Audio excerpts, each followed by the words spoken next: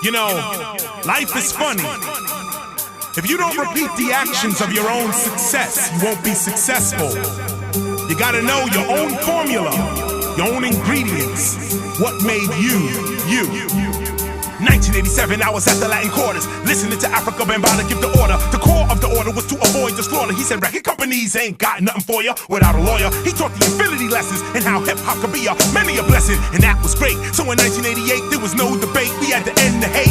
The name of the game was stop the violence and unity, knowledge, and self-reliance. We started talking about Martin and Malcolm. Had these ghetto kids going, huh, what about them? 1989, Professor Griff speaks his mind, but his freedom of speech is declined. 1990 came with the West Coast, East Coast, West Coast, who was the best coast? Looking back now, of course it was bogus. The whole argument was, but we lost focus. We got hopeless, not with the lyrics and music, but with hip-hop and how we used it, or abused it. You know how the crew get, you like it, cause you choose it. 1991, we opened our eyes with human education against lies and tried to talk about the state of humanity.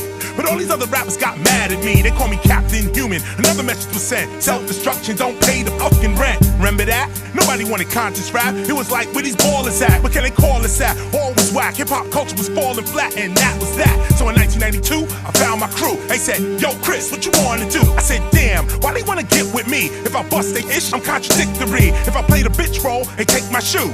Tell me what the fuck am I supposed to do? So I did it, don't stop, get it, get it, get it. All of a sudden these critics, they wanna spit it. KRS-One is contradictory. Just cause I wouldn't let these rappers get with me. Fuck that, fuck you, and fuck your pen. If a rapper wanna diss, yo, I do it again. But I'm making these ends, and I got my friends, and I really don't wanna have to sit in the pen. So I go back to the philosopher. 1993 hip-hop is whack.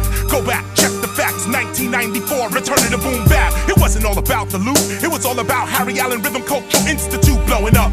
1995, conscious rap is still alive, but nobody wanna play it, nobody wanna say it, nobody okayed it, they all rather hate it. 1996, it really don't stop. We put together something called the Temple of Hip Hop. Not just DJing, breaking, craft, and lyrics, but how hip hop affects the spirit. Step into a world, that's what I did. 97, I was raising my kid, or kids, but I had to go, cause New York DJs changed the flows, too clothes and hoes. But that wasn't me, I'll be damned if I danced for the MTV. So in 1998, I began to debate, should I go now, or should I really wait? 99, I moved to LA, you see, and took a gig with the WB. Started studying philosophy full time, to have a full heart, full body, full mind. But you know what the problem is or was? DJs don't raise our kids, cause they so caught up in the cash and jewels. How they gonna really see a hip-hop school? How they gonna really see a hip-hop temple? They don't even wanna play my instrumentals. But big up Dr. Dre, Snoop, Exhibit, especially Exhibit, he was there in a minute. Mike Concepcion, all of them said, yo, you need help? I should call them. When I was in LA, I held the crown. Bloods, Crips, they held me down. I can never forget Mad Lion, Killer Pride with the gat in the lap and the low ride. Oh, I can't forget Icy Ice, Lucky Lou,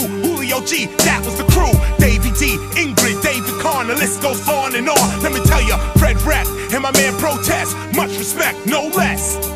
To my spiritual and mental defenders, big up to LA Temple members. But in 2000, I seen how I wanted to live. I wasn't no executive, so I picked up the mic and I quit my job. Said to Simone, I gotta get with God. She said, don't worry about these dollars and quarters, record companies ain't got nothing for you. Damn, she took me back to BAM, took me back to who I am, brought me back to the New York land. Now I overstand. Now, KRS-One, now you've been quoted as saying that rap is something we do, hip-hop is something you live. Yes. Explain that to us, please. Well, today hip-hop, we are advocating that hip-hop is not just the music. It is an attitude. It is an awareness. It is a way to view the world. So rap music is something we do, but hip-hop is something we live. And we look at hip-hop in its 9 elements, which is breaking, MCing, graffiti art, DJing, beatboxing, street fashion, street language, street knowledge, and street entrepreneurialism, trade and business. And that's where, that's the hip-hop that we're about.